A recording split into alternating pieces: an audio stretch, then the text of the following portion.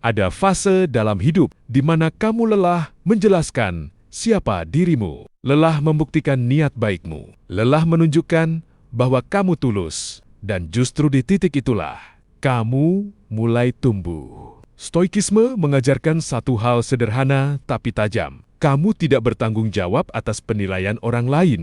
Yang jadi tanggung jawabmu hanya satu. Bagaimana caramu hidup dengan benar, tenang, dan berintegritas. Banyak orang hancur bukan karena hidupnya berat, tapi karena pikirannya ribut. Mereka ingin disukai semua orang, ingin dipahami semua orang, ingin dianggap baik oleh semua orang. Padahal itu mustahil. Marcus Aurelius pernah menulis, "Jangan buang energimu untuk memikirkan pendapat orang yang bahkan tidak kamu hormati." Artinya, jelas. Jika seseorang tidak hidup dengan nilai, maka penilaiannya tidak punya nilai. Tapi, kita sering terjebak. Kita membalas komentar, menjelaskan kesalahpahaman, membela diri, mengklarifikasi, membuktikan niat seolah-olah ketenangan kita tergantung pada pemahaman orang lain. Padahal, orang yang ingin salah paham akan tetap salah paham. Orang yang ingin membenci akan tetap membenci. Orang yang ingin menjatuhkanmu tidak butuh alasan. Stoikisme tidak mengajarkanmu untuk membenci mereka, tapi mengajarkanmu untuk tidak memberi mereka kuasa atas batinmu. Karena kuasa terbesar seseorang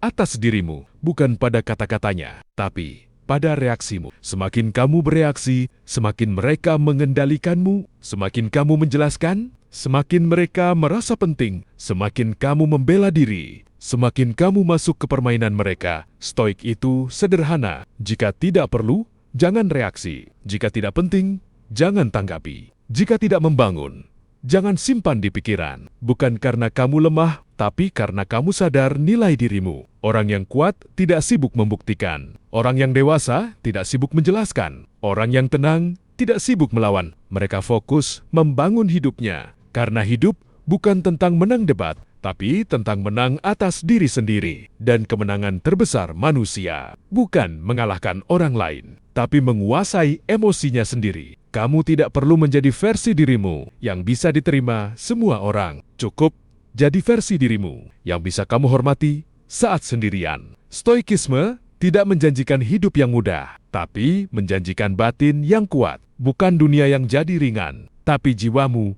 yang jadi kokoh.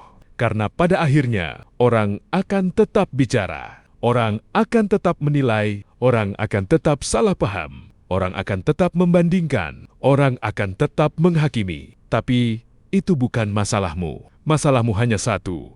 Apakah kamu hidup sesuai nilai atau hidup sesuai penilaian orang? Saat kamu berhenti mengejar pengakuan, kamu mulai menemukan kedamaian. Saat kamu berhenti membuktikan diri, kamu mulai menemukan kekuatan. Saat kamu berhenti menjelaskan segalanya, kamu mulai menemukan ketenangan. Dan saat kamu berhenti bereaksi pada hal-hal kecil, hidup mulai berpihak padamu.